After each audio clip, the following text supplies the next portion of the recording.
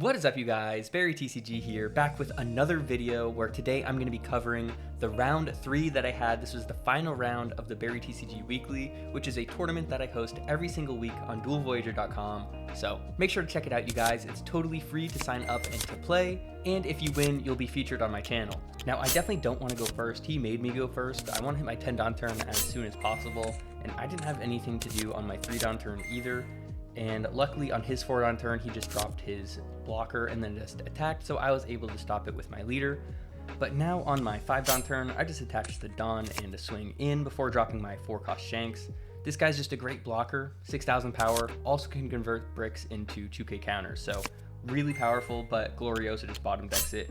That was a good turn for him. Obviously, you just want to loop your Gloriosas as often as you can.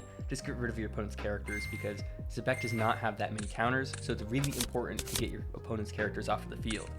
Now, so they did a good job on their turn, and now on my turn, it's my 7-Don turn, and I don't have a Ben Beckman to just pop one of their characters, so instead I play the Uda and get a 3-cost Hongo to my hand.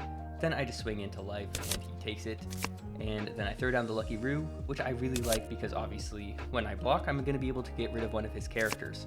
But he plays out another Gloriosa and just gets rid of it.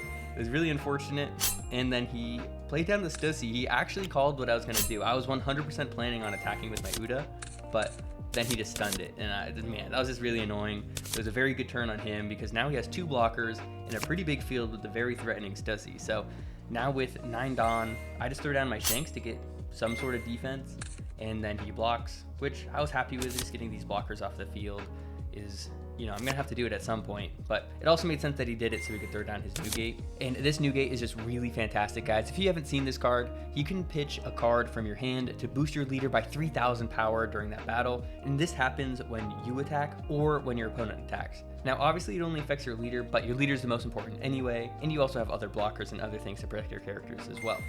But in any case, he's just able to rest 3 Don and his Stussy to make it so my Shanks won't be able to attack next turn. Really, really powerful stuff. So now he attacks with his leader to draw some more cards, actually pitches one to attack for 8, so I just give him a 2k, and then back on my turn, I finally have 10 Don, so I'm able to throw down my Ben Beckman, which is able to throw down this 10-cost Shanks as well. So now all of his power will be reduced by 1,000. So now I'm swinging 8 into 4, definitely getting over this character, and then I'm also getting over the Kaido here. My main priority, while I could probably start going for his life because he doesn't have a ton of counters, I'm definitely worried about his characters too. So I'm going to try to clear his field while I can, because especially this Newgate is scary because it's good on offense and on defense, plus it's just a big swing. I really thought he was going to summon his 10-cost Xebec on this turn, but he ended up playing his 5-cost Linlin as well as another blocker. Now obviously, you know, getting my blocker off the field makes sense, but luckily I was actually able to make use of it first by blocking, using my leader effect and countering, so that when he attacks again I can just take it. And it was a little annoying that I got the trigger. I was like, I don't want to see this in my hand, I'll draw instead, and I drew another one. It was a little unfortunate. But in any case, I'm just going to attack his life before playing another Ben Beckman. I mean, it's just a fantastic card, and I really want to lower his field to make his attacks even harder against me as well. So getting some blockers off of his field, then I play the Lucky Roo to pitch the pop Shanks, which won't be able to pop because he has this 2-cost Kaio on his field, which is just going to be able to protect anything for free. So I just draw 2 cards. Now I was very happy got two 2Ks there. My hand is really small, and he does have, you know, the Linlin on the field. I'm worried about what else he could drop. He drops a blocker, and then he just attacks 9 into life after giving himself unblockable, which I guess I could have actually countered out here because I just made it difficult for myself on this turn. I spent a while thinking about what I should do, and I realized that I wasn't going to be able to win the game after these 2 attacks. So I had to think about it for a while, and so eventually I decided I needed to get the bricks out of my hand so I can defend against his final attack, because I just had to expect that he was going to play another unblockable event. And of course he did have more unblockable events in his hand, so obviously really annoying.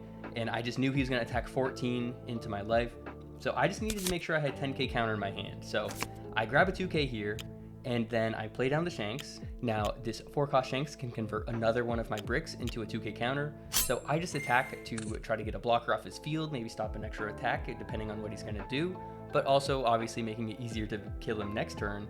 But in any case, he does exactly that. He plays the unblockable event and then stacks 9 onto his leader. So I'm really glad I got that Newgate off of his field earlier, because if he was still on the field, when he attacked with his leader, he'd be able to just pitch a card from his hand, boosting by another 3,000, and then I definitely would have lost. So here he attacks and uses his leader's effect, just drawing some cards, but it really doesn't matter. I use my leader effect, lowering him down to 13.